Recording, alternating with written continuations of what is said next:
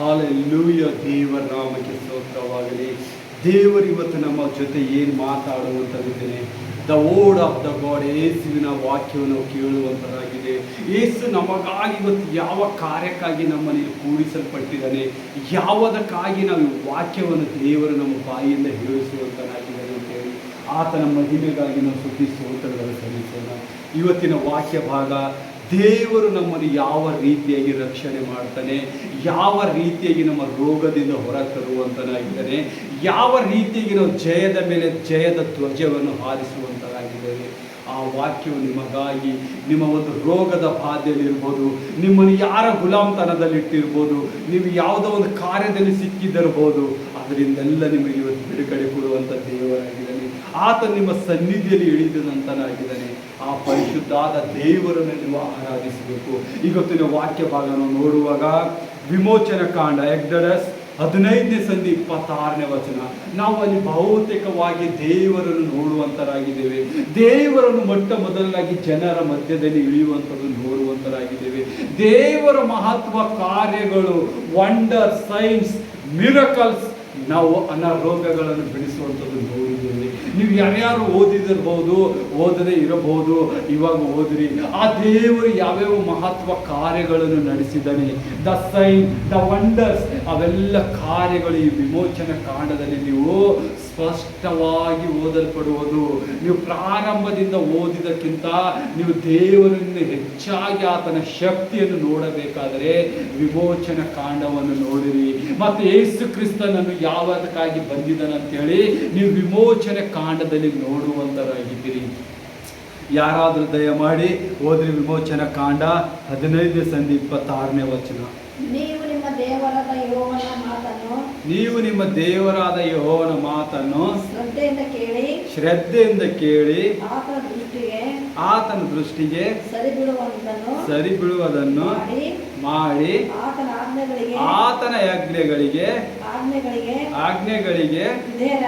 ವಿಧೇಯರಾಗಿದ್ದು ಆತನ ಕಟ್ಟಳೆಗಳೆಲ್ಲ ಅನುಸರಿಸಿ ನಡೆದರೆ ನಾನು ಐಗುಪ್ತರಿಗೆ ಉಂಟು ಮಾಡಿದ ವ್ಯಾಧಿಗಳಲ್ಲಿ ಒಂದನ್ನು ನಿಮಗೆ ಹೊರಗುಡಿಸುವುದಿಲ್ಲ. ನೋಡಿ, ಗಮನಿಸ್ರಿ. ದೇವರೇನು ಹೇಳ್ತಾ ಇದ್ದಾನ, ಐಗುಪ್ತರಿಗೆ ಏನೇನು ರೋಗ ಬಂದಿತ್ತು, ಯಾವ ವ್ಯಾಧಿಗಳು ಬಂದಿವು, ಅವರು ಯಾವ ಯಾವ ಚಿತ್ರ ಹಿಂಸೆಗಳಲ್ಲಿ ಒಳಗಾಗಿದ್ದಾರೆ. ಯಾಕಂದರೆ ಅವರು ಸೈತಾನನನ್ನು ಆರಾಧಿಸುವಂತರಾಗಿದ್ದರು. ಅವರು ಐಗುಪ್ತದಲ್ಲಿದ್ದವರೆಲ್ಲರೂ ಇಷ್ಟೆಲ್ಲ ಕೆಟ್ಟು ಹೋಗಿದ್ರಲ್ಲ, ದೇವರನ್ನೇ ಮರೆತು ಬಿಟ್ಟು ಯೆಹೋವ ಅಂದ್ರೆ ಯಾರು, ಈತನು ಯಾರು ಅಂತೇಳಿ ಫಾರೋನ್ ರಾಜನು ಕೇಳುವಂತನಾಗಿದ್ದಾನೆ.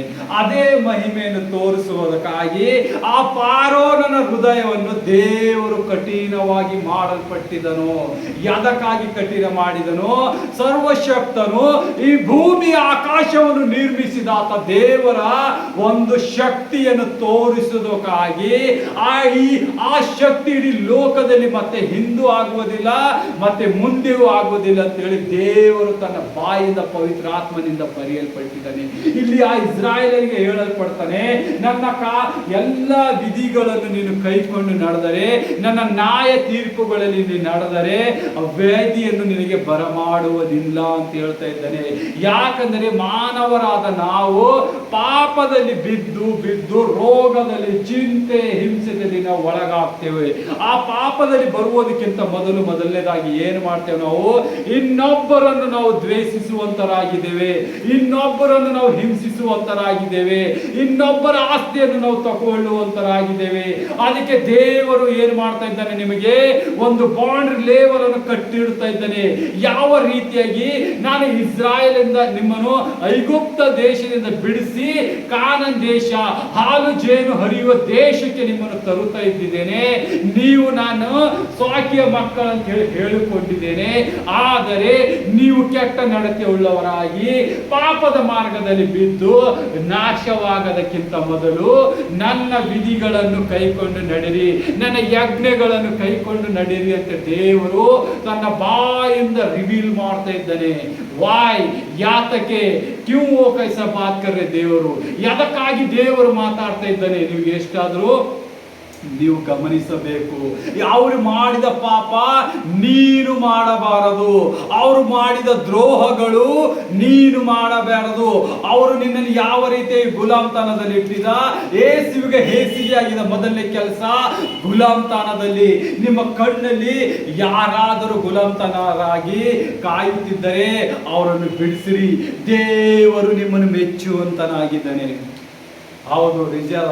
ನೀವು ಯಾರಾಗಾದರೂ ಗುಲಾಮ್ತನದಲ್ಲಿ ಹಾಕಿ ಅವ್ರಿಗೆ ಚಿತ್ರಹಿಂಸೆ ಕೊಟ್ಟು ಅವರನ್ನು ಬಹಳ ಕೆಲಸ ತೆಗೆಯುವಂತರಾದರೆ, ಎಲ್ಲಾದರೂ ನೀವು ನೋಡಿದರೆ ಅಂಥ ವ್ಯಕ್ತಿಗಳಿಗೆ ನಿಮ್ಮ ಸಹಾಯ ಮಾಡಿ ಆ ಗುಲಾಮ್ತನದಿಂದ ತೆಗೆದು ಅವನ ದೇಶಕ್ಕಾದರೂ ಕಳಿಸ್ರಿ, ಅವನು ಎಲ್ಲಿಂದ ಬಂದನ ಅಲ್ಲಿ ಕಳಿಸಿ ಅವನ ಮನೆಗೆ ಕಳಿಸ್ರಿ. ದೇವರು ಇದರಿಂದ ನಿಮಗೆ ಅಭಿವೃದ್ಧಿ ಅಭಿಷೇಕದ ಮಳೆ ಸುರಿಸುವಂತನಾಗಿದ್ದಾನೆ. ಯಾಕಂದ್ರೆ ದೇವರಿಗೆ ಮೊದಲನೇ ಹೇಸಿಗೆ ಕೆಲಸ ಗುಲಾಮ್ತನವಿರುವುದು. ಇದು ಯಾವ ಕೆಲಸ? ಸೈತಾನನ ಕೆಲಸ. ಸೈತಾನನು ಏನ್ ಮಾಡ್ತಾನೆ? ಮೊದಲು ಮನುಷ್ಯರಿಗೆ ಆಸೆಯನ್ನು ಹುಟ್ಟಿಸುತ್ತಾನೆ. ಆಸೆ ಒಳಗಾಗಿ ಆಗಿ ಏನ್ ಮಾಡ್ತಾನ? ಗುಲಾಮನಲ್ಲಿ ಬಿದ್ದಿರುವಂತನಾಗಿದ್ದಾನೆ. ನೀನು ಗುಲಾಮ್ತನದಲ್ಲಿ ಬಿದ್ದಾಗ ಏನು ಮಾಡಕ್ಕಾಗದು. ಯಾಕಂದ್ರೆ ಮೊದಲು ಆಸೆಗಳನ್ನು ಹೆಚ್ಚಾಗಿ ಮಾಡ್ಕೊಂಡಿ, ಆಸೆಗಳ ಮೇಲೆ ಹೆಚ್ಚಾಗಿ ನಡೆದಿ, ಆಸೆಗಳ ಮೇಲೆ ಹೆಚ್ಚಾಗಿ ಕುಣಿದಾಡಿದಿ, ಆಸೆಗಳನ್ನೇ ಹಗಲಿರುಳು ಧ್ಯಾನಿಸಿದಿ. ಅದಕ್ಕಾಗಿ ಸೈತಾನನು ನಿನಗೆ ಏನ್ ಮಾಡ್ತಾನ? ದಿನನಿತ್ಯ ಏನ್ ಮಾಡ್ತಾನ? ಗುಲಾಮನಲ್ಲಿ ಹಾಕುತ್ತಾನೆ. ನಾವು ನೋಡ್ತೇವೆ ಎಷ್ಟೆಲ್ಲ ಹೊಸ ಒಡಂಬಡಿಕೆಯಲ್ಲಿ ಹಳೆ ಒಡಂಬಡಿಕೆಯಲ್ಲಿ ನೋಡ್ತೇವೋ ಸೈತಾನನ ಎಷ್ಟೆಷ್ಟು ಕಾರ್ಯಗಳು ಮಾಡ್ತಾ ಬಂದ. ಆತನ ಏನ್ ಹೇಳ್ತಾನ? ಯೋಬನ ಜೊತೆ ಹೋಗಿ ಪರಲೋಕದಲ್ಲಿ ಹೋಗಿ ಏನಂತಾನ? ದೇವರ ಸನ್ನಿಧಿಯಲ್ಲಿ ಆತ್ಮಿಕವಾಗಿ ಮಾತಾಡುವಂತ ದುಷ್ಟಾತ್ಮ ಏನಂತಾನ? ನೋಡು, ಇಡೀ ಲೋಕವೆಲ್ಲ ಸುತ್ತಾಡಿದ್ದೇನೆ, ಒಬ್ಬರಾದರೂ ನಂಬಿಗಸ್ತನಲ್ಲ, ಎಲ್ಲರೂ ನನ್ನ ಗುಲಾಮರಾಗಿದ್ದಾರೆ ಅಂತ ಹೇಳಲ್ಪಡ್ತಾ ಇತ್ತು. ಆದರೆ ದೇವರಂತನ ನನ್ನ ಸರ್ವೆಂಟ್ ಆದ ಸೇವಕನಾದ ಯೋಬನನ್ನು ನೋಡಿದೆಯೋ ಅಂತ ಕೇಳಿದಾಗ, ನೀನು ಅವನಿಗೆ ಬೇಡಿ ಹಾಕಿದ್ದೆಲ್ಲ. ಯಾತಕ ದೇವರು ಅವನಿಗೆ ಬೇಡಿ ಹಾಕಿದರು? ಅವನೇನು ಬಹಳ ಇದ್ದ, ದೇವರಲ್ಲಿ ಭಯ ಭಕ್ತಿ ಇದ್ದಿದ, ದೇವರ ನ್ಯಾಯ ಮಾತುಗಳನ್ನು ಆಡ್ತಿದ್ದ, ದೇವರ ಸಮ್ಮುಖದಲ್ಲಿ ನಿತ್ಯ ಪ್ರಾರ್ಥಿಸುತ್ತಿದ್ದ, ದೇವರ ಸಮ್ಮುಖದಲ್ಲಿ ಬೇಕಾಗಿದ್ದೇನೇನು ದೇವರಿಗೆ ಇಷ್ಟ ಇದ್ದಿದ್ದೆಲ್ಲ ಮಾಡ್ತಿದ್ದ. ಅದಕ್ಕೆ ದೇವರೇನ್ ಮಾಡಿದ? ಆತನಿಗೆ ಬೇಲಿ ಹಾಕಿಟ್ಟಿದ. ಆದರೂ ಆ ನಂಬಿಗಸ್ತನಷ್ಟಾಗಿದ್ದಾಗ ದೇವರೇನಂತನ? ಆ ಬೇಲಿ ತೆಗಿತೆ, ಹೋಗಿ ನಿನಗೆ ಏನ್ ಮಾಡ್ಕೊಂಬದ ಮಾಡ್ಕೋ, ಅವನ ಜೀವಕ್ಕೆ ಏನು ಹತ್ಯವಾಗಬಾರ್ದು, ಅವನ ಜೀವಕ್ಕೆ ಅಪಾಯ ಆಗಬಾರ್ದು. ನೋಡಿರಿ, ದೇವರು ಎಷ್ಟು ಪ್ರೀತಿಸುವಂತನಾಗಿದ್ದಾನೆ. ಎಷ್ಟೆಲ್ಲ ಅವನಿಗೆ ಕಾರ್ಯಗಳು ಬರ್ತಾವ, ಅವನಿಗೆ ರೋಗದಲ್ಲಿ ಬೀಳ್ತಾನ, ಹುಣ್ಣುಗಳಾಗ್ತಾವ, ಅವನ ಆಸ್ತಿ ಹೋಗ್ತದ, ಮಕ್ಕಳು ಹೋಗ್ತಾರ, ಮನಿ ಎಲ್ಲ ಹೋಗ್ತದ. ಆದ್ರೆ ದೇವರಿಗೆ ಗುಣಗುಟ್ಟಲ್ಲ. ಆದ್ರೆ ಇಸ್ರಾಯೇಲರಿಗೆ ಸ್ವಲ್ಪ ನೀರು ಕಡಿಮೆ ಬಿದ್ದಾಗ ಅವರು ಗುಣಗುಟ್ಟುವುದು ಸ್ಟಾರ್ಟ್ ಮಾಡ್ತಾರೆ. ಇದೆಲ್ಲ ಯೆಹೋವ ದೇವರು ಯೇಸು ಕ್ರಿಸ್ತರು ಕೇಳುವಂತನಾಗಿದ್ದಾನೆ. ಆ ಕೇಳಿದಾಗ ಅವನಿಗೆ ಏನು ಸಿಕ್ತಲ್ಲಿ? ದೇವರಿಂದ ಪ್ರೀತಿ ಸಿಕ್ತಾ, ದೇವರಿಗೆ ಆದಿದ್ಯರಾದರು. ಅದಕ್ಕೆ ದೇವರೇನು ಹೇಳ್ತಾ ಇದ್ದಾನೆ ಇಲ್ಲಿ? ನನ್ನ ಯಜ್ಞ ವಿಧಿಗಳನ್ನು ಕೈಕೊಂಡು ನಡೀರಿ. ಆದರೆ ಅವ್ರು ಏನ್ ಮಾಡ್ತಾರ?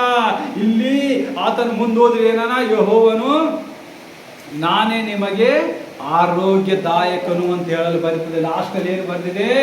ಯೆಹೋವನೆಂಬ ನಾನೇ ನಿಮಗೆ ಆರೋಗ್ಯದಾಯಕನು. ಅಂದರೆ ಯೆಹೋವ ರಾಫಾ, for I am the lord who heals you ಅಂತ ದೇವರು ಹೇಳಲ್ಪಡ್ತಾನೆ. ಅದೇ ಯೆಹೋವ ರಾಫಾ ನಿಮ್ಮಲ್ಲಿ ಕಾರ್ಯ ಮಾಡುವಂತನಾಗಿದ್ದಾನೆ. ನೀವು ಅನಾರೋಗ್ಯದಲ್ಲಿ ಬಿದ್ದಾಗ ನೀವು ಅಲ್ಲಿ ಓಡ್ತೀರಿ, ಇಲ್ಲಿ ಓಡ್ತೀರಿ. ಏಸಪ್ಪ, ನಾ ಮಾಡಿದ ಪಾಪಗಳು ನನಗೆ ಗೊತ್ತದ, ಈ ರೋಗ ಯಾದಕ್ಕೆ ಬಂದದಂತೇಳಿ ನೀವು ಎಲ್ಲರೂ ಚೆನ್ನಾಗಿ ಅರಿತವರಾಗಿರ್ತೀರಿ. ಅದಕ್ಕೆ ಬಿಟ್ಟು ಯೋಬನಂಗೆ ನಿಮಗೆ ರೋಗ ಬಂದಿದ್ದಾರೆ, ಆ ದೇವರು ಏನ್ ಹೇಳಿದ? ಅವನ ಪ್ರಾಣ ಹತ್ಯೆ ಆಗಬಾರದು, ಅವನಿಗೆ ನೀ ಏನ್ ಮಾಡ್ತಿ? ಟಾರ್ಚರ್ ಮಾಡು, ಆದರೆ ಅವನಿಗೆ ಪ್ರಾಣಕ್ಕೆ ನಷ್ಟ ಆಗಬಾರ್ದು ಅಂತ ದೇವರು. ಅದಕ್ಕಾಗಿ ನೀವು ದೇವರ ಭಯ ಭಕ್ತಿಯಲ್ಲಿದ್ದಾಗ ಆ ಯೆಹೋವ ರಫ ನಿಮ್ಮನ್ನು ನೋಡುವಂತನಾಗಿದ್ದಾನೆ. ನಿಮ್ಮ ಚಿಂತೆಯಲ್ಲಿ ಬರಗಾಗಿ ಆ ರೋಗದಲ್ಲಿ ನೀವು ಬಿದ್ದಾಗ ಆತನ ಏನ್ ಮಾಡ್ತಾನೆ? ಯೆಹೋವ ರಾಫ ಬಿಡಿಸುವಂತನಾಗಿದ್ದಾನೆ. ಆ ಯೆಹೋವ ರಾಫ ಯಾರು? ಕರ್ತನಾದ ಯೇಸು ಕ್ರಿಸ್ತ. ಆತನು ನಮಗಾಗಿ ತನ್ನ ಪ್ರಾಣವನ್ನು ಕೊಟ್ಟ, ಆತನ ಪರಿಶುದ್ಧ ರಕ್ತ ನಮಗೆ ಕೊಟ್ಟ. ಆತನು ಆದಿ ಕಾಲದಲ್ಲಿ ನಮ್ಮನ್ನು ನಡೆಸುತ್ತಾ ಬಂದಿದ್ದನು, ನಮ್ಮನ್ನು ಈಗಲೂ ಆತನು ನಡೆಸುತ್ತಾ ಬರುವಂತನಾಗಿದ್ದಾನೆ. ಆಮೇನ್, ಹಲ್ಲೆಲೂಯಾ. ನೋಡಿರಿ, ಎಷ್ಟೆಲ್ಲ ನೀವು ಕಾರ್ಯ ಮಾಡ್ತಿದ್ದೀರಿ. ಇದು ಒಣ ಮಾತಲ್ಲ, ಯೆಹೋವ ರಫ ಅಂತೇಳಿ ಬಾಯಿಂದ ಹೇಳಿದಲ್ಲ. ಸರ್ವಶಕ್ತನಾದ ಈ ಬ್ರಹ್ಮಾಂಡ ಸೃಷ್ಟಿಯನ್ನು ಸೃಷ್ಟಿಸಿದ ದೇವರು, ನಮ್ಮನ್ನು ನಿಮ್ಮನ್ನು ಸೃಷ್ಟಿಸಿದ ದೇವರು ಇದ್ದಿದ್ದಾನೆ. ಈತನೇನನ ಯೆಹೋವ ರಫ, ನಾನೇ ನಿಮ್ಮ ಆರೋಗ್ಯದಾಯಕನು. ನೋಡಿ, ಇನ್ಯಾರ ಬಳಿ ಕೇಳ್ತೀರಿ? ನಿಮಗೆ ರೋಗ ಬಂದ ಎಲ್ಲಿ ಓಡ್ತೀರಿ? ಡಾಕ್ಟರ್ ಹತ್ರ ಹೋಗ್ತೀರಿ. ಮೊದಲನೇ ದೇವ್ರು ನಿಮ್ದು ಅವರೇ ಹರ. ಯಾಕಂದ್ರೆ ಅವ್ರು ಬಿಟ್ಟರೆ ನಿಮ್ಗೆ ಯಾರು ದೇವ್ರು ಸಿಗಲ್ಲ. ಯಾಕಂದ್ರೆ ಅವರೇ ಮೊದಲನೇ ದೇವರು ನಿಮಗಲ್ಲ. ಎರಡನೇ ದೇವರು ನೀವು ಸಿಕ್ಕ ಜನರಿಗೆ ಕೇಳಲ್ಪಡ್ತೀರಿ. ಸಿಕ್ಕ ಪಾಸ್ಟರ್ಗಳಿಗೆ ಕಾಲ್ ಹೊಡಿತೀರಿ. ಸಿಕ್ಕ ಎಷ್ಟೋ ನಮ್ಮ ಪ್ರೇಯರ್ ಆನ್ಲೈನ್ ಸರ್ವಿಸ್ಗಳ ಕೇರ್ಗೆ ಫೋನ್ ಹಚ್ಚಿ, please pastor prayer me, please pastor prayer me. ಆದರೆ ನೀನು ಎಲ್ಲಿ ಶ್ರಮೆ ಪಟ್ಟಿದಿ? ನೀನು ಎಲ್ಲಿ ದೇವರಿಗೆ ಅರಿಕೆ ಮಾಡಿದಿ? ಸತ್ಯ ವಾಕ್ಯ ತೆಗೆದು ಎಲ್ಲಿ ನೋಡಿದಿ? ಯೆಹೋವ ರಪ್ಪ ನನ್ನ ಆರೋಗ್ಯ ದಾತನೇ, ನನಗೆ ನೀ ಆರೋಗ್ಯ ಕೊಡ್ತೇ ಅಂತಿದಿ. ಯಾತಕ್ಕಾಗಿ ನನಗೆ ಆರೋಗ್ಯ ಬಂದಿಲ್ಲ ಇನ್ನು ಅಂತ ಹಿಡಿದು ಕೇಳುವಂತ ಒಬ್ಬರು ಇಲ್ಲ. ಯಾಕಂದ್ರೆ ಎಲ್ಲರನ್ನೂ ಮಾಡಿದ್ದಿದ್ದ ಊಟನೇ ಬೇಕಾಗಿದೆ. ಯಾರಿಗೂ ತನ್ನ ಕೈಯಿಂದ ಊಟ ರೆಡಿ ಮಾಡ್ಕೋಲಿಕ್ಕೆ ಇಷ್ಟ ಇಲ್ಲ. ಆ ಮನ್ನ ಯಾವ ರೀತಿಯಾಗಿ ಪರಲೋಕದ ಮನ್ನ ಬೀಳ್ತಾ ಇತ್ತು, ದಿನ ಕೂಡಿಸ್ಕೊತಾ ಇದ್ದಿರು. ದೇವರಿಗೆ ಆ ವಿದ್ಯತೆ ದೇವರಂತಿರು, ನಿಮ್ಗೆ ಎಷ್ಟು ತಿನ್ನುವಕ್ಕದ ಅಷ್ಟು ಮಾತ್ರ ಆರಿಸಿಕೊಳ್ಳಿರಿ, ಮಿಕ್ಕಿದಲ್ಲಿ ಬಿಡ್ರಿ ಅಂದಾಗ 2-3 ಕುಂಪೆಗಳು ಹೆಚ್ಚಾಗಿ ಆರಿಸುತ್ತಿದ್ರು. ಅವು ಹುಳ ಹತ್ತು ಅವು ಕೆಟ್ಟು ಹೋಯ್ತಾ ಇರ್ತಿತ್ತು. ಆದರೂ ಮಾತು ಕೇಳ್ತಾ ಇದ್ದಿಲ್ಲ. ದೇವರು ಅವರನ್ನು ಪರೀಕ್ಷಿಸುತ್ತಿದ್ದ. ಊಟದ ಮಧ್ಯದಲ್ಲಿ ಪರೀಕ್ಷಿಸಿದ. ಅಲ್ಲೂ ಸೋತು ಹೋದರು. ಆದರೂ ನನ್ನ ಜನರು, ಅಬ್ರಾಹ್ಮನಿಗೆ ವಾಗ್ದಾನ ಮಾಡಿದ ಜನರು ಅಂತ ಹೇಳಿ ದೇವರು ಮತ್ತೆ ಅವರನ್ನು ನಡೆಸುವಂತನಾದ. ಅಷ್ಟಲ್ಲದೆ ಆ ಪ್ರಾಫಿಟ್ ಆದ ಮೋಶೆ ಏನ್ ಮಾಡ್ತಾನ? ಪ್ರತಿನಿತ್ಯ ಪ್ರಾರ್ಥನೆಯಲ್ಲಿ ತನ್ನ ಜನರಿಗಾಗಿ ಮನವಿ ಮಾಡ್ತಾನ, ದೇವರೇ ಇವರನ್ನು ಕ್ಷಮಿಸು, ಇವ್ರು ಎಷ್ಟೇ ಮಾಡಿದ್ರು ಪಾಪದ ಹಾದಿಯಲ್ಲಿ ಹೋಗ್ತಾ ಇದ್ದಾರೆ ಅಂತ ಹೇಳಿದಾಗ ದೇವರು ಮೋಶ ಪ್ರಾರ್ಥನೆ ಕೇಳುವಂತನಾಗಿದ್ದಾನೆ. ಆ ಮೋಶ ಪ್ರಾರ್ಥನೆ ಏಸು ಕೇಳಿದನಂದ್ರೆ, ಇವತ್ತು ನಿಮ್ಮ ಪ್ರಾರ್ಥನೆ ನನ್ನ ಪ್ರಾರ್ಥನೆಯನ್ನು ಕೇಳುವಂತ ದೇವರಾಗಿದ್ದಾನೆ. ಆ ಸಾಮರ್ಥ್ಯದಲ್ಲಿ ನೀವು ಬೆಳಿಬೇಕಾದ್ರೆ ಏನ್ ಮಾಡ್ಬೇಕು? ಮೊದಲನೇದಾಗಿ ದೇವರ ಯಜ್ಞಗಳು, ಆತನ ಕೋವಿನೆಂಟ್, ಆತನ ಒಡಂಬಡಿಕೆಗಳು ಏನೇನಿದೆ, ಯೇಸು ಕ್ರಿಸ್ತನು ಎದಕ್ಕಾಗಿ ಬಂದ, ಯೇಸು ಕ್ರಿಸ್ತನ ನಮಗಾಗಿ ಎದಕ್ಕಾಗಿ ಇಲ್ಲಿ ಕಾರ್ಯ ಮಾಡದ ಅಂತ ನಾವು ನೋಡ್ಬೇಕಾಗುತ್ತದೆ. ಇವೆಲ್ಲವೂ ನಾವು ನೋಡ್ಬೇಕು. ಇನ್ನು ಹೆಚ್ಚಾಗಿ ಯೆಹೋವ ರಫ ಬಗ್ಗೆ ನೀವು ನೋಡ್ಬೇಕಾದ್ರೆ ಮತ್ತಾಯನು ಬರೆದ ಸುವಾರ್ತೆ 9ನೇ ಸಂಧಿ 35ನೇ ವಚನ ಓದ್ರಿ. ಮತ್ತೆ ಯಾಕೋಬನು 5ನೇ ಸಂಧಿ 14ನೇ ವಚನ 15ನೇ ವಚನ ಓದ್ರಿ. ಅಲ್ಲಿ ದೇವರ ಕಾರ್ಯ ನೀವು ನೋಡುವಂತರಾಗಿದ್ರಿ. ಯೆಹೋವ ರಫ ಯಾವ ರೀತಿಯಿಂದ ಆರೋಗ್ಯದಾಯಕನಿದ್ದಾನೆ. ನಾವು ಮತ್ತಾಯ ನೋಡ್ತೇವೆ 8ನೇ ಸಂಧಿಯಲ್ಲಿ. ಒಬ್ಬ ಕುಷ್ಠ ರೋಗಿ ಏನ್ ಮಾಡ್ತಾನ? ತನ್ನ ಮಗನ ಜೊತೆ ಏನ್ ಮಾಡ್ತಾನ? ಯೇಸುವಿನ ಸಮ್ಮುಖ ಬರ್ತಾನ. ಆತನಿಗೆ ಕುಷ್ಠದಿಂದ ಊರಿಂದ ಹೊರಗಿಡ್ತಾರ. ಯೆಹೋವ ರಫ ಏನ್ ಮಾಡ್ತಾನ? ಆತನಿಗೆ ಮುಟ್ಟಲ್ಪಡ್ತಾನ. ಹೀಲ್ ರೈಟ್ ನಾವು. ಅವಾಗಿಂದ ಅವಾಗ ಅವನಿಗೆ ಹೀಲ್ ಆಗ್ತದ. ಇವತ್ತು ಯಾವ ರೋಗವೂ ಆತನ ಮುಂದೆ ನಿಲ್ಲುವಂಥದ್ದಿಲ್ಲ. ಯಾವ ಶಾಪಗಳು ಆತನ ಮುಂದೆ ನಿಲ್ಲುವಂಥದ್ದಿಲ್ಲ. ಆತನ ಮುಂದೆ ಬರೀ ನೀವು ನಿಲ್ಲಬೇಕು. ನಿಮ್ಮ ಪ್ರಾರ್ಥನೆ ಮನವಿ ನಿಲ್ಲಬೇಕು. ಎಡಬಿಡದೆ ನೀವು ಪ್ರಾರ್ಥನೆಯಲ್ಲಿ ಹೆಚ್ಚಾದಾಗ ಮಾತ್ರ ಅದೇ ಹೋಗುತ್ತಾರೆ. ಅಲ್ಲಿಂದ ಮುಂದಕ್ಕೆ ಪ್ರಯಾಣ ಮಾಡ್ತಾರೆ. ನೀರಡಿಕೆ ಆಗ್ತಾವ, ನೀರು ಸಿಗಲ್ಲ. 20 ಲಕ್ಷ ಜನರು ಯಾವ ರೀತಿಯಾಗಿ ನೀರು ಪೂರೈಸಬೇಕು? ಅಲ್ಲಿ 3 ದಿವಸ ಆಯ್ತು ನೀರು ಕುಡಿದು. ನೀರು ಬೇಕು ಅಂತೇಳಿ ಮೋಶೆ ಗುಡ್ಗುಟ್ಟೋದು ಸ್ಟಾರ್ಟ್ ಮಾಡಿದ್ರು. ಮೋಶೆ ಏನ್ ಮಾಡ್ಬೇಕು? ಆ ಟೈಮಲ್ಲಿ ಮೋಶೆ ಏನ್ ಮಾಡ್ತಾನ? ದೇವರ ಸನ್ನಿಧಿಗೆ ಹೋಗ್ತಾನ. ಈ ಜನರು ಇಲ್ಲಿ ಗುಣಗುಟ್ಟುತ್ತಾರೆ. ಅವನು ಬಹಳ ಕಷ್ಟ ಆಗ್ತದ. ನೋಡಿ ದೇವರು ಎಷ್ಟೆಲ್ಲ ಮಹತ್ವ ಕಾರ್ಯ ಮಾಡ್ದ. ಆ ಆನೆಕಲ್ಲಿನ ಮಳೆ ಬೀಳಿಸ್ದ, ಮಿಡತೆಗಳು ಬಿಟ್ಟ, ಕೆಂಪು ಸಮುದ್ರದಲ್ಲಿ ನೀರು ರಕ್ತ ಮಾಡ್ದ, ಕಪ್ಪೆ ಬಿಟ್ಟ, ರಾತ್ರಿ ಚಂದ್ರ ಸೂರ್ಯ ಕತ್ತಲಾಗಿ ಮಾಡ್ದ. 3 ದಿವಸ ಬೆಳಗ್ಗೆ ಎದ್ದಿಲ್ಲ ಊರಲ್ಲಿ. ಇಷ್ಟೆಲ್ಲ ಮಾತು ಕಾರ್ಯಗಳು ನೋಡಿದರು. ಇವರು ದೇವರ ಮೇಲೆ ಗುಣಗುಟ್ಟವರಾಗಿದ್ದಾರೆ. ಇವತ್ತು ನಾವು ನೀವು ಎಲ್ಲ ದೇವರು ಎಷ್ಟೇ ಉಪಕಾರ ಮಾಡಿದರೂ ನಾವೆಲ್ಲ ಗುಣಗುಟ್ಟುವರಾಗಿದ್ದೇವೆ. ಯಾತಕ್ಕಾಗಿ ಗುಣಗುಟ್ಟುತ್ತಾ ಇದ್ದೇವೆ? ನಮ್ಮಲ್ಲಿ ಭಯವಿಲ್ಲ, ಯೇಸುವಿನ ಭಯವಿಲ್ಲ. ಯಾಕಂದರೆ ಲೋಕಕಿಗೆಯಲ್ಲಿ ಎಲ್ಲವನ್ನು ಸಿಗುವಂತದಾಗಿದೆ. ಈ ಎಲ್ಲವನ್ನು ಸಿಗುವಂತೆ ಮಾಡಿದಾತನು ಯಾರು? ಯೇಸು ಕ್ರಿಸ್ತನು. ಆ ಆತನಿಂದ ನಿಮಗೆಲ್ಲ ಸಿಗುವಂತದಾಗಿದೆ. ಆತನಿಂದ ನೀವು ಉಸಿರಾಡುವಂತರಾಗಿದ್ದೀರಿ. ಎಷ್ಟೇ ನೀವು ಜಂಬ ಕೊಯ್ರಿ, ನಿನ್ನ ಹತ್ರ ಆಸ್ತಿ ಅಂತಸ್ತಿರ್ಬೋದು, ನೀ ಲಕ್ಷ ಗಂಟ್ಲೆ ಕೋಟಿ ಗಂಟ್ಲೆ ದುಡ್ಡು ಇಟ್ಟುಕೊಳ್ಬಿರ್ಬೋದು, ನಿನ್ನ ಶ್ವಾಸ ಅನ್ನುವುದು ಯೇಸುವಿನ ಕೈಯಲ್ಲಿದೆ. ನಿನ್ನ ಈ ಶರೀರದಲ್ಲಿ ಇದು ಒಳಗಡೆ ಇದ್ದಿದ್ದು ನಿನ್ನ ಆತ್ಮ ಅದಲ್ಲ, ಆ ಉಸಿರಾಡುವ ಆತ್ಮ ಆತನ ಕೈಯಲ್ಲಿದೆ. ಆತನಿಗೆ ನೀನು ಅಧೀನನಾಗಿಲ್ಲ ಅಂದರೆ ನೀನು 120 ವರ್ಷದಲ್ಲಿ ಎಷ್ಟು ನೀನು ಸುಖ ಅನುಭವಿಸ್ತಿ ನೋಡ್ಕೊ. ನಿನ್ನ ಆಯುಷ್ಯ ಅಂತಾಸ್ತಿ ಎಲ್ಲ ತಗೊಂಡು ನಿನ್ನ ಮೈ ಮೇಲೆ ಕಟ್ಕೊಂಡು ಹೋಗಿ ಎಲ್ಲಿಗೆ ಹೋಗು. ದೇವರಿಗೆ ಮಹಿಮೆ ಇಲ್ಲ ಅಂದರೆ ಯಾರಿಗೂ ಮಹಿಮೆ ಇಲ್ಲ. ನಾವು ಎರಡನೇದಾಗಿ ನೋಡ್ತೀವಿ, ಯೆಹೋವ ನಿಸ್ಸೆ. ಈ ಯೆಹೋವ ನಿಸ್ಸೆ ನಿಮ್ಮ ಎಲ್ಲ ವೈರಿಗಳನ್ನು ಮುರಿಯುವಂತನಾಗಿದ್ದಾನೆ. ಮುರಿಯುವುದಲ್ಲದೆ ನಿಮ್ಮನ್ನು ಬಲಪಡಿಸುವಂತನಾಗಿದ್ದಾವೆ. ನಾವು ಈ ಯೆಹೋವ ನಿಸ್ಸೆ ನೋಡುವಾಗ ಮೋಶೆ ಏನು ಆರಿಸ್ತಾನ, ಎದುರೇ ಅಮೋಲೇಕರ ಏನಿರ್ತದ, ಜನರು ಬಂದಿರ್ತಾರ. ಈ ಅಮೋಲೇಕರ ಜನರು ಯಾರು ಇರ್ತಾರಂದ್ರೆ ಯಾಕೋಬ ನೋಡ್ತೇವೆ. ಯಾಕೋಬ ಏಸಾವ ಇಸಾಕನ ಮಕ್ಕಳು. ಈ ಯಾಕೋಬ ಮತ್ತು ಇಸಾವ ಏನಿರ್ತಾರೆ, ಇಬ್ಬರು ಅಣ್ಣ ತಮ್ಮರಿರ್ತಾರೆ. ಯಾಕೋಬ ಅವರಿಬ್ಬರು. ಆದರೆ ಒಬ್ಬನು ದೇವರ ಮಾರ್ಗ ಹಿಡಿತಾನೆ, ಇನ್ನೊಬ್ಬನು ದುಷ್ಟ ಆತ್ಮನ ಮಾರ್ಗಗಳ ಹಿಡಿದು ಕೆಟ್ಟು ಹೋಗುತ್ತಾನೆ. ದೇವರ ಯಜ್ಞೆಗೆ ಮುಂದಾಗಲ್ಲ. ದೇವರು ಹೇಳ್ತಾನೆ ಐಗುಪ್ತರಿಗೆ ಮದುವೆ ಮಾಡ್ಕೋಬೇಡ ಅಂದ್ರೆ ಆ ಏಸವ ಐಗುಪ್ತರನ್ನೇ ಮದುವೆ ಮಾಡ್ಕೋತಾನೆ. ಅದೇ ಅಣ್ಣ ತಮ್ಮದರ ಮಕ್ಕಳು ಮುಂದೆ ಬಂದು ಅವರೇ ಆ ಜಾಗದಲ್ಲಿ ವೈರಿಯಾಗಿ ನಿಂತರು. ಆ ವೈರಿಯತನದಲ್ಲಿ ಅಲ್ಲಿ ಏನಾಗ್ತದೆ, ಘೋರ ಯುದ್ಧ ನಡೀತದ. ಮೋಶೆಗೆ ದೇವರು ಮಾತಾಡ್ತಾನ, ಯೆಹೋಶುವನನ್ನು ಕಳಿಸು, ಎಲ್ಲ ಆರ್ಭಟರನ್ನು ಕಳಿಸು, ಯುದ್ಧ ಪ್ರಾರಂಭ ಮಾಡು ಅಂತನ. ಆಗ ದೇವರು ಮೋಶೆಗೆ ಹೇಳ್ತಾನ, ನಿನ್ನ ಪರ್ವತದ ಮೇಲೆ ಹೋಗಿ ನಿನ್ನ ಕೋಲು ಕೈಯಲ್ಲಿ ಎತ್ತು, 2 ಕೈಗಳ ಮೇಲೆ ಎತ್ತು, ನಿನ್ನ ಜನರು ಗೆಲ್ಲಿಸುತ್ತೇನೆ. ನೋಡ್ರಿ, ದೇವರು ನಿಮಗಾಗಿ ಯುದ್ಧ ಮಾಡುವುದಕ್ಕೆ ಪರಲೋಕದಿಂದ ಇಳಿದಿದಂತ ದೇವರಾಗಿದ್ದಾನೆ. ಅದೇ ಸಮಯದಲ್ಲಿ ಹೋಗುತ್ತಾನ, ಅವನ ಕೈಗಳು ಹೇಳುವುದಿಲ್ಲ. 1 ತಾಸಾಯ್ತು, 2 ತಾಸಾಯ್ತು, ನಿಲ್ಲುತ್ತಾನ. ಆರೋನ ಮತ್ತು ಹಾರೋನ ಏನ್ ಮಾಡ್ತಾರ, ಅವನಿಗೆ ಹೋಗಿ ಕಲ್ಲುಗಳಿಟ್ಟು ಸಪೋರ್ಟ್ ಮಾಡ್ತಾರ ಕೈಗಳಿಗೆ. ಅವಾಗ ಯುದ್ಧ ಗೆದ್ದಲ್ಪಡಿತದೆ. ಅದಕ್ಕಾಗಿ ಅವ್ರ ಕೈಗಳ ಮ್ಯಾತೆತ್ತಿದರು. ದೇವರಿಗೆ ಸಮರ್ಪಣೆ. ಎಷ್ಟು ಕಷ್ಟ ಬರಲಿ, ಎಷ್ಟು ದುಃಖ ಬರಲಿ, ಆ ಎದುರಿದ್ದ ಅಮೋರಿಕರು ನಮ್ಮನ್ನು ಸಂಘಾರಿಸಬಹುದು ಅಂತ ಹೇಳ್ತಾರೆ. ಆದರೆ ದೇವರು ನಮ್ಮ ಕೈ ಬಿಡುವುದಿಲ್ಲ ಅಂತ ಹೇಳಿ ಏನ್ ಮಾಡ್ತಾರ, ದೇವರ ಹೇಳಿದ ವಿಜ್ಞೆ ಮೇಲೆ ನಡೀತಾರ. ಓದ್ರಿ ಇದು ಸರಿಯಾಗಿ, ವಿಮೋಚನೆ ಕಾಂಡ 17ನೇ ಸಂಧಿ 15ನೇ ವಚನ ಓದ್ರಿ ಅಮ್ಮೋರೆ ಯಾರ.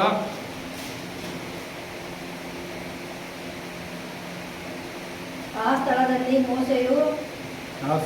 ಮೋಶೆಯು ಯಜ್ಞವೇದಿಯನ್ನು ಕಟ್ಟಿಸಿ ಅದಕ್ಕೆ ಯೆಹೋವನ ನಿಸ್ಸೆ ಎಂದು ಹೆಸರಿಟ್ಟನು. ಯೆಹೋವ ನಿಸ್ಸೆ ಎಂದೇ ಹೆಸರಿಟ್ಟನು. ಈ ಯೆಹೋವ ನಿಸ್ಸೆ ಎಂದ ಅರ್ಥ ಏನು? ಯೆಹೋವನು ನಮ್ಮ ಜಯ ಧ್ವಜ. ಜಯದ ಧ್ವಜ ಯಾವ್ದಿರ್ತದ, ನೀ ಎಲ್ಲಿ ಗೆದಿಯಲ್ಪಡ್ತಿ, ನಿನ್ನ ಆತ್ಮಿಕವಾಗಿ ಗೆದಿಬಹುದು, ಶಾರೀರಿಕವಾಗಿ ಗೆದಿಬಹುದು. ನೀನು ದೇವರಿಗೆ ಕೇಳಿದ ಕಾರ್ಯದಲ್ಲಿ, ನೀನು ಎಲ್ಲಿ ರೋಗದಲ್ಲಿದ್ದಾಗ ನೀ ಗೆದ್ದಾಗ ಏನಾದ ಜಯದ ಧ್ವಜ ಯಾರಿಂದ? ಯೆಹೋವ ರಫನಿಂದ. ಈ ಯೆಹೋವ ರಫ ಏನಾರ ನಿನಗೆ, ಅವನೊಂದು ಬ್ಯಾನರ್ ಆಗಿದ್ದಾನೆ. The lord of the my banner. He is the God who given the victory people against the enemies. ನೋಡ್ರಿ, ನಿಮ್ಮ ವಿರೋಧಿಯಾಗಿ ಎದ್ದು ಬಂದಿದ ಪ್ರತಿ ಒಂದೊಂದು ದುಷ್ಟಾತ್ಮಗಳಿಗೆ ಯೇಸು ಮುರಿಯಲ್ಪಡ್ತಾ ಇದ್ದಾನೆ. ನಿಮ್ಮ ನೈತಿಕವಾದ ಜೀವನದಲ್ಲಿಯೂ ಆತ್ಮಿಕವಾದ ಜೀವನದಲ್ಲಿ ಏನನ, ಯೆಹೋವ ನಿಸ್ಸೆ ನಿನಗಾಗಿ ಯುದ್ಧ ಮಾಡುವಂತನಾಗಿದ್ದಾನೆ, ನಿನಗಾಗಿ ಜಯವನ್ನು ತರಿಸುತ್ತಿದ್ದಾನೆ, ಜಯದ ಧ್ವಜವನ್ನು ಹಾರಿಸುವಂತನಾಗಿದ್ದಾನೆ. ಅಂತ ಬಲವಾದ ದೇವರನ್ನು ನೀವು ಬಿಟ್ಟು ಎಲ್ಲೋ ಸುಳ್ಳಾದ ದೇವರಗಳಿಗೆ ಹಿಂದೆ ಜಾಗಿ ಹೋಗ್ತಾ ಇದ್ದೀರಾ. ನೀವು ಸುಳ್ಳಾದ ಕಾರ್ಯಗಳಿಗೆ ಒಳಗಾಗಿ ಹೋಗ್ತಿದ್ದಾನ. ನಿಮ್ಮ ಮಧ್ಯದಲ್ಲಿ ನಿಂತ ನಿಮ್ಮ ವೈರಿಗಳನ್ನು ತೆಗೆದು ಬಿಡ್ತಾನೆ. ನೀನೊಂದು ಕಾರ್ಯಕ್ಕೆ ಹೋಗ್ತಾ ಇದೀಯಾ, ನೀವು ಬಿಸ್ನೆಸ್ಗೆ ಹೋಗ್ತಾ ಇದೀಯಾ, ರೋಗದಲ್ಲಿ ಬಿದ್ದಿದ್ಯಾ, ನಿನ್ಗೆ ಹಾಸ್ಪಿಟಲ್ ಅಲ್ಲಿ ಸ್ವಸ್ಥತೆ ಆಗ್ತಾ ಇಲ್ಲ, ನೀನು ಫೈನಾನ್ಷಿಯಲ್ ಬ್ರೇಕ್ ಆಗಿದ್ಯಾ, ಪ್ರಾರ್ಥನೆ ಮಾಡು. ಯೆಹೋವ ನಿಸ್ಸೆ ನನಗೆ ಮಾರ್ಗ ತೆರಿ. ನನ್ನ ವೈರಿಯಲ್ಲಿ ಯಾರಿದ್ದಾರ ಅವ್ರ ಮೇಲೆ ನಾನು ಜಯ ಓಡಿಸ್ಬೇಕು, ನಾನು ವಿಕ್ಟೋರಿ ಗೆದ್ದಬೇಕು ಅಂತ ಹೇಳು. ಆ ಯೆಹೋವ ನಿಸ್ಸೆ ನಿನ್ನ ಎಲ್ಲ ವೈರಿಗಳು ನಿನ್ನ ಕಣ ಮುಂದೆ, ಆತನು ನಿನ್ನ ಮುಂದೆನೆ ಸೋಲಿಸಲ್ಪಡುವಂತನಾಗಿದ್ದಾನೆ. ಯಾವ ರೀತಿಯಾಗಿ ನಾವು ನೋಡ್ತೇವೆ, ಮೋಶವಾದ ಗೆದ್ದ ಮೇಲೆ ಆತನ ಮಾವನು ಬಂದಾಗ ಏನಂತಾನ, ಎಷ್ಟೆಲ್ಲ ನಿನಗೆ ಜನರಿಗಾಗಿ ತೌಕ ಪಡ್ತಾ ಇದೆಯಲ್ಲ, ನಿನಗೆ ಯಾಕೆ ಬೇಕು ಈ ಕೆಲಸ, ನೀ ಯಾಕೆ ಮಾಡತ್ತಿದಿ, ನಿನ್ನ ಹೆಂಡತಿ ಮಕ್ಕಳು ಸರಿ ಸುಖವಾಗಿರುವಂತಾನೆ. ಯಾಕಂದ್ರೆ ನೀನು 2 ಮಕ್ಕಳಿಗೆ ಹೆಂಡತಿ ಕರ್ಕೊಂಡು ಬರ್ತಾನ ಆ ಸ್ಥಳದಲ್ಲಿ. ಆದ್ರೆ ಮೋಶೆ ಅಂತಾನ, ದೇವರು ನನ್ನನ್ನು ಆರಿಸಿಕೊಂಡಿದ್ದಾನೆ, ನಾ ಇದ್ದವರು ದೇವರಿಗಾಗಿ, ಸತ್ತವರು ದೇವರಿಗಾಗಿ. ಈ ಜನರನ್ನು ನನ್ನ ಮುಂಭಾಗನಾಗಿ ನಡೆಸಿದ್ದಾನೆ. ಆತನು ಮಹಾ ಪ್ರಾಫಿಟ್ ಆಗಿದ. ನೋಡ್ರಿ, ಮಹತ್ವ ಕಾರ್ಯಗಳು ಮಾಡುವುದೆಲ್ಲ ಮೊದಲನೇದಾಗಿ ಮೋಶೆಯನ್ನು ತಿಳಿಯಲ್ಪಡ್ತಿತ್ತು. ಏನೇನು ಕಾರ್ಯವಾಗುತ್ತದೆ ಆ ಕೆಂಪು ಸಮುದ್ರ ದಾಟುವಾಗ ಏನಿದೆ, ದೇವರು ಏನ್ ಹೇಳ್ತಾನ ಆತನಿಗೆ, ನಿನ್ನ ಕೋಲ್ ಚಾಚು ಹೊಡಿ, ಬಿರುಗಾಳಿ ಬರ್ತದ, ಬಿರುಗಾಳಿನಿಂದ ನೀರು 2 ಭಾಗ ಆಗ್ತವ, ಮತ್ತೆ ಒಳ ನೆಣಗ ಒಣಗಿದ ನೆಲದ ಜೊತೆ ಏಂಜಲ್ ಏನ್ ಮಾಡ್ತಾನ, ಅಗ್ನಿಸ್ತಂಭ ಮೇಘ ಸ್ತಂಭ ತಗೊಂಡು ಹೋಗುವಂತನಾಗಿದ್ದಾನೆ. ಆ ಇಸ್ರಾಯೇಲರು ಎಷ್ಟು ಎಷ್ಟು ಎಷ್ಟು ಮಹತ್ವ, ಎಷ್ಟು ಲಕ್ಕಿ, ಎಷ್ಟು ಪರ್ಸೆಂಟ್ ಅವರೆಲ್ಲ ನೋಡ್ರಿ. ದೇವರವರನ್ನು ಎಷ್ಟಾಗಿ ಪ್ರೀತಿಸಿದ್ದಾನೆ, ಅವರು ಎಷ್ಟೆಲ್ಲ ಪ್ರೀತಿಯೆಲ್ಲ ತೊರೆದಿದ್ದಾರೆ ನೋಡ್ರಿ. ಚಿಕ್ಕ ಒಂದು ನಿಜವಾದ ಸ್ಟೋರಿ ಹೇಳ್ತೇನೆ. ಸ್ಟೋರಿ ಇದು ಒಬ್ಬ ಏನಂದ್ರೆ ಪ್ರೆಸ್ದವರ, ಇವು ಒಬ್ಬ ರಿಪೋರ್ಟರ್ ಏನ್ ಮಾಡ್ತಾನ, ಇವನಿಗೆ ಯೇಸು ಕ್ರಿಸ್ತನಂದ್ರೆ ತುಂಬಾ ತುಂಬಾ ಹೇಸಿಕೆ ಪಡುವಂಥದ್ದು. ಇದು ನಿಜವಾದ ಸ್ಟೋರಿ. ಅವನು ಮೋಸ್ಟ್ಲಿ ಇದ್ದು ಎಲ್ಲರೂ ಚೈನಾ, ಜಪಾನ್ ಈ ರೀತಿಯಾಗಿ ಇರ್ಬೋದು. ಆತನ ಏನ್ ಮಾಡ್ತಾನ, ಯೇಸು ಕ್ರಿಸ್ತನು ನಿಜವಾಗಿ ಸತ್ತಿದನ, 3 ದಿವಸ ಆದ ಮೇಲೆ ನಿಜವಾಗಿ ಎದ್ದಿದನ ಎನ್ನುವುದು ಅವನ ಬಳಿ ಪ್ರಶ್ನೆ ಬಂದ್ಬಿಡ್ತದ. ಪ್ರಶ್ನೆ ಎನ್ನುವುದಕ್ಕಿಂತ ಮೊದಲು ಈತನು ದೇವರಲ್ಲ, ಈತನೊಬ್ಬ ಮನುಷ್ಯ, ಈತನು ಸುಳ್ಳಾಗಿ ಎದ್ದಿದ್ದನಂತ ಹೇಳಿ ತನ್ನನ್ನು ತಾನೇ ರೂಪಿಸಿ ಈ ಹೋಲಿ ಬೈಬಲ್ ಅನ್ನು ಬರೆಯಲ್ಪಟ್ಟಿದೆ. ಆತನ ಶಿಷ್ಯರೆಲ್ಲ ಸುಳ್ಳಾಗಿದ್ದಾರೆ ಅಂತ ಹೇಳಿ ಮಾಡಿದರು. ಆದರೆ ಅವನು ಆ ಬೆಂಕಿಯನ್ನು ಮುಟ್ಟುವುದಕ್ಕೆ ಹೋಗ್ತಾ ಇದ್ದಾನಂತೇಳಿ ಅವನಿಗೆ ಗೊತ್ತಿಲ್ಲ. ಆ ನಂತರ ಏನ್ ಮಾಡ್ತಾನ, ಬಹಳಷ್ಟು ರಿಸರ್ಚ್ ಮಾಡ್ತಾನ, ಸತ್ಯ ವೇದ ಪ್ರಯಾಣ ಮಾಡ್ತಾನ, ಓದುತ್ತಾನೆ, ಎಲ್ಲೂ ಒಂದು ಮಿಸ್ಟೇಕ್ ಸಿಗಲ್ಲ ಅವನಿಗೆ. ಮತ್ತೇನ್ ಮಾಡ್ತಾನ, ದೇವರು ಎಲ್ಲೆಲ್ಲಿ ಆತನ ಕ್ರೂಸಿಫೈಸ್ ಮಾಡಿದರು, ಎಲ್ಲಿ ಆ ಜಾಗ ಇತ್ತು, ದೇವರು ಒಯ್ದ ತೊಂಬಲ್ಲಿ ಇಟ್ಟಿದಿರಲ್ಲ ಆ ಜಾಗ ನೋಡ್ದ, ಎಲ್ಲ ಎವಿಡೆನ್ಸ್ ಎಲ್ಲ ಕಲೆಕ್ಟ್ ಮಾಡ್ತಾನ. ಆ ಕಲೆಕ್ಟ್ ಮಾಡೋಷ್ಟ್ರೊಳಗೆ ಅವನ ಹೆಂಡತಿ ಏನಾಗ್ತಾಳ, ಬ್ಯಾಪ್ಟಿಸಮ್ ತಕೊಂಡ್ಬಿಟ್ಟು ದೇವರಿಗೆ ಆರಾಧಿಸಲು ಸ್ಟಾರ್ಟ್ ಮಾಡ್ತಾನೆ.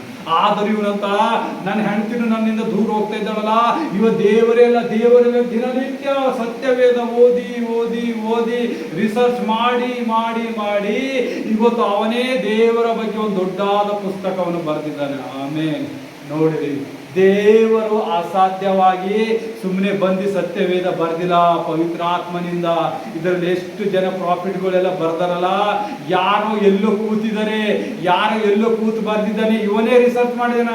ಈ ಏನು ಇದ್ದಲ್ಲ ಇವನೇ ರಿಸರ್ಚ್ ಮಾಡಿದಾನ. ಅದು ಹೆಂಗಾಯ್ತು ದೇವ್ರೇ, ಇವನು ಬರ್ದಿದ್ದ ವಾಕ್ಯ ಇವನಿಗೆ ಸಟ್ಟು ಅಂದ್ರೆ ಅದ್ರ ಕಂಟಿನ್ಯೂಸ್ ಯಾವ ರೀತಿಯಾಗಿ ಇದು ಕನೆಕ್ಟ್ ಆಗ್ತಾ ಇದೆ ಅಂತ ಹೇಳಿ ಹುಚ್ಚನಾಗ್ತಾನ. ದೇವರಲ್ಲಿ ಪ್ರಾರ್ಥಿಸೋದಕ್ಕೆ ಸ್ಟಾರ್ಟ್ ಆಗ್ತಾನ, ಯೇಸುವನ್ನು ಕಂಡ್ಕೋತಾನ, ಬ್ಯಾಪ್ಟಿಸಮ್ ತಗೋತಾನ, ಚರ್ಚ್ ಹೋಗೋಕೆ ಸ್ಟಾರ್ಟ್ ಮಾಡ್ತಾನ.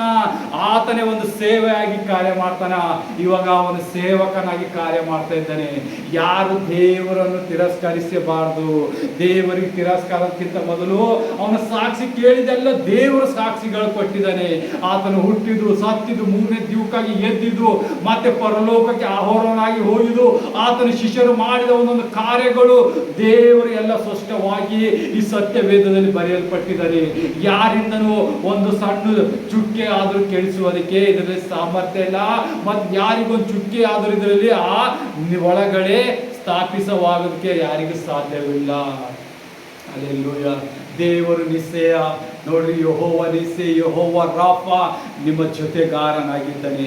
ನೀವೆಷ್ಟೇ ವಾಕ್ಯ ಕೇಳಿರ್ಬೋದು, ಎಷ್ಟೇ ಕೀರ್ತನೆ ಮಾಡಿರ್ಬೇಕು, ಎಷ್ಟೇ ವರ್ಷಿಪ್ಗಳು ಮಾಡಿರ್ಬೇಕು, ನಂಬಿಕೆ ಇಲ್ಲವೆಂದರೆ ಈ ಲೋಕದಲ್ಲಿ ಏನೂ ಇಲ್ಲ. ನಂಬಿಕೆಯಲ್ಲಿ ಬಲವಾಗಿರ್ರಿ. ಯೇಸುವಿಗೆ ನಂಬಿಕೆ ಬೇಕು. ಯೇಸು ಈ ಲೋಕದಲ್ಲಿ ಬಂದಿದ್ದಾನೆ, ಈ ಲೋಕದಲ್ಲಿ ಸತ್ತಿದ್ದಾನೆ, 3ನೇ ದಿವಸದಲ್ಲಿ ಮೃತ್ಯುಂಜಯನಾಗಿ ಎದ್ದಿದ್ದಾನೆ. ಆತನ ಪರಿಶುದ್ಧ ರಕ್ತ ನಮ್ಮ ಮೇಲೆ ಚೆಲ್ಲಿದ್ದಾನೆ. ಆ ಪರಿಶುದ್ಧ ರಕ್ತ ನಮ್ಮನ್ನು ಏನ್ ಮಾಡಿದೆ, ಈ ಲೋಕದಲ್ಲಿ ಉನ್ನತವಾಗಿ ಬೆಳೆಯುವುದಕ್ಕೆ ಕೊಟ್ಟಿದೆ. ಆತನ ಪರಿಶುದ್ಧ ರಕ್ತ, ಆತನ ಪವಿತ್ರಾತ್ಮ ನಮ್ಮಲ್ಲಿ ಇಲ್ಲಂದ್ರೆ ಸೈತಾನನ ಇಲ್ಲಿವರೆಗೆ ನಿಮ್ಮನ್ನು ಯಾವುದೋ ಒಂದೊಂದು ಹೊಸ ತರದಾದ ರೋಗದಲ್ಲಿ, ಕುಡುಕುತನ, ನಶ, ವ್ಯಭಿಚಾರ, ದುಂಡುತನ, ಇಂಥ ಒಂದೊಂದು ಭಾರವಾದ ದೊಡ್ಡ ಕಾರ್ಯಗಳಲ್ಲಿ ನಿಮಗೆ ಸಿಗಿಸುವಂತದಾಗಿತ್ತು. ಆದರೆ ಇವತ್ತು ದೇವರ ಸಮ್ಮುಖದಲ್ಲಿ ಇದ್ದು ಒಳ್ಳೆಯದ ಕೆಟ್ಟದ ಅರಿವನ್ನು ಹುಟ್ಟಿಸುವ ಆ ಪವಿತ್ರ ಪರಿಶುದ್ಧಾತ್ಮ ದೇವರಿಗೆ ನೀವು ನಿತ್ಯ ನಿತ್ಯ ಸ್ತೋತ್ರ ಹೇಳಬೇಕು. ಆ ಪಾಸ್ಟರ್ಗಳು ನಿಮಗಾಗಿ ದಿನನಿತ್ಯ ಪ್ರಾರ್ಥನೆ ಮಾಡುವಂತವರಿಗೆ ನೀವು ಸ್ತೋತ್ರ ಹೇಳಬೇಕು. ನಿಮ್ಮಲ್ಲಿ ಕಾರ್ಯ ಮಾಡಿ ನಿಮ್ಮ ರೋಗಗಳು ಹೀಲ್ ಮಾಡುವ ನಿಮ್ಮ ಪಾಸ್ಟರ್ಗಳಿಗಾಗಿ ನೀವು ಪ್ರಾರ್ಥಿಸಬೇಕು. ಯಾಕಂದ್ರೆ ದೇವರ ಕಾರ್ಯವು ಎಲ್ಲೂ ನಿಲ್ಲುವುದಿಲ್ಲ. ಎಷ್ಟೇ ಜನರಿಗೆ ಹಿಂಸೆ ಕೊಡಲಿ, ಎಷ್ಟೇ ಜನರಿಗೆ ಚರ್ಚ್ಗಳು ಹೊಡಿಲಿ, ಆದರೆ ದೇವರ ಕಾರ್ಯ ನಿಲ್ಲುವುದಿಲ್ಲ. ಯಾಕಂದ್ರೆ ಬೆಂಕಿ ಜೊತೆ ಆಟ ಆಡಿದರೆ ಯಾರಾದರೂ ನಿಲ್ಲುವುದಿಲ್ಲ. ಯಾಕಂದ್ರೆ ಸರ್ವಶಕ್ತನಾದ ದೇವರು ಇದೆಲ್ಲ ರಚಿಸಿದ್ದಾನೆ. ಆತನ ಬಾಯಿಂದ ಇದೆಲ್ಲ ನೋಡಿದೆವು ನಾವು. ಜಾನ್ 1:1 ನೋಡ್ತೇವೆ, ಯೋನ 1:1 ಆತನೇ ಭೂಮಿ ಆಕಾಶವನ್ನು ನಿರ್ಮಿಸಿದಂತ ದೇವರಾಗಿದ್ದಾನೆ. ಹಾಗಾಗಿ ಸರ್ವಶಕ್ತನಾದ ದೇವರೇ, ಈ ವಾಕ್ಯವು ನಿಮ್ಮ ಹೃದಯದಲ್ಲಿ ಎಲ್ಲರೂ ಆವರಿಸಲಿ. ಯೇಸು ಕ್ರಿಸ್ತನ ಹೆಸರಿನಲ್ಲಿ ನೀವು ಬೇಡುತ್ತೇನೆ ಅಪ್ಪ ತಂದೆ. ಮುಂದಿನ ಕಾರ್ಯಕ್ಕಾಗಿ ಎಲ್ಲ ಅದ್ಭುತ ಸ್ವರೂಪನಾದ ಯೇಸುವೆ, ಈ ಪ್ರಾರ್ಥನೆ ನಿನಗಾಗಿ ಒಪ್ಪಿಸ್ತೇನೆ ಸಪ್ಪ. ಇಲ್ಲಿ ಕೂತಿದ ಮಕ್ಕಳ ಮೇಲೆ ನಿನ್ನ ಅಭಿವೃದ್ಧಿ ಆಶೀರ್ವಾದ ಬೆಳೆಯನ್ನು ಉಳಿಸಿದಕ್ಕಾಗಿ ಸ್ತೋತ್ರ. ಇವರ ಒಂದೊಂದು ಕಾರ್ಯಗಳಲ್ಲಿ ಸಫಲ ಮಾಡು ಸ್ವಾಮಿ. ಯೆಹೋವ ರಾಫ, ಯೆಹೋವ ನಿಸ್ಸೆ ಇವರ ಮಧ್ಯದಲ್ಲಿ ಇಳಿದು ಸ್ವಾಮಿ, ಈ ಹೆಸರು ಹೇಳಿ ಹೇಳಿ ಬಿಡುಗಡೆ ಹೊಂದುವಂತೆ ಮಕ್ಕಳ ಮೇಲೆ ಕಾರ್ಯಗಳನ್ನು ನಡೆಸಿ ಸಪ್ಪ. ನೀನು ಯಾವ ರೀತಿ ಇಸ್ರಾಯೇಲನ್ನು ಕಾಯುವ ದೇವರೇ, ನಮ್ಮನ್ನು ಕಾಯುತ್ತಾ ಇದ್ದಿ. ಯೇಸುವಿನ ಪರಿಶುದ್ಧ ದೇಹ ರಕ್ತ ಈ ಮಕ್ಕಳ ಮೇಲೆ ಎಲ್ಲರೂ ಸಂಪೂರ್ಣ ಬಿಡುಗಡೆ ಆಶೀರ್ವಾದ ಭರಿತರಾಗಿ ಇಲ್ಲಿಂದ ಹೋಗೋದಕ್ಕಾಗಿ ನಿಮಗೆ ಸ್ತೋತ್ರ. ಆತನ ಯೇಸುವಿನ ಕೃಪೆಯಿಂದ ನೀವು ಬದುಕಿದ್ದಕ್ಕಾಗಿ ಸ್ತೋತ್ರ. ಯೇಸುವಿನ ನೆರಳಿನಲ್ಲಿ ನೀವು ಕಾರ್ಯ ಮಾಡೋದಕ್ಕಾಗಿ ಸ್ತೋತ್ರ. ಆತನ ಸಾಮರ್ಥ್ಯ ನಿಮ್ಮಲ್ಲಿ ಇಳಿದಕ್ಕಾಗಿ ಸ್ತೋತ್ರ. Thank you Jesus. ಈ ಮಕ್ಕಳಲ್ಲಿ ನಿನ್ನ ಕೈಗೆ ಒಪ್ಪಿಸ್ತೇನೆ. ಅವರ ಆರೋಗ್ಯವಾಗಿ ಹೆಚ್ಚಾಗಿ ನಡೆಸೇಸಪ್ಪ. ಅವರ ಮನೆಯಲ್ಲಿ ಸುಖ ಶಾಂತಿ ನೆಮ್ಮದಿಯಿಂದ ಉಬ್ಬಿಸೇಸಪ್ಪ. ನಿನ್ನ ರಾಜ್ಯಕ್ಕೆ ಹೆಚ್ಚಾಗಿ ತವರಿಸುವಂತೆ ಕಾರ್ಯ ಮಾಡು. ಎಲ್ಲ ನಜರೇತಿನ ಯೇಸು ಕ್ರಿಸ್ತನ ಎಲ್ಲ ಬೇಡಿದೆಲ್ಲ ಕೊಟ್ಟಿದ್ದಕ್ಕಾಗಿ ಸ್ತೋತ್ರ. ತಂದೆ ಮಗ ಪವಿತ್ರ ಆತ್ಮನ ಹೆಸರಲ್ಲಿ ಬೇಡಿದೆಲ್ಲ ಕೊಟ್ಟಿದ್ದಕ್ಕಾಗಿ ಸ್ತೋತ್ರ. ತಂದೆ ಯೇಸುವೆ, ನಿನ್ನೊಂದೇ ನಾಮದಲ್ಲಿ ಬಿದ್ದು ಬೇಡ್ತೇನೆ ಜೀವ ತಂದೆ ಯೇಸಪ್ಪ. ಆಮೇನ್ ಆಮೇನ್. ನನ್ನ ಮನವೇ ಯೆಹೋವನನ್ನು ಕೊಂಡಾಡು, ನನ್ನ ಸರ್ವೇಂದ್ರಿಗಳೇ ಆತನ ಪವಿತ್ರ ನಾಮವನ್ನು ಕೀರ್ತಿಸಿರಿ. ನನ್ನ ಮನವೇ ಯೆಹೋವನನ್ನು ಕೊಂಡಾಡು, ಆತನು ಮಾಡಿದ ಉಪಕಾರಗಳಲ್ಲಿ ಒಂದನ್ನೂ ಮರೆಯಬೇಡ. Amen amen. ಜೈ Christ. Praise the lord. Hallelujah.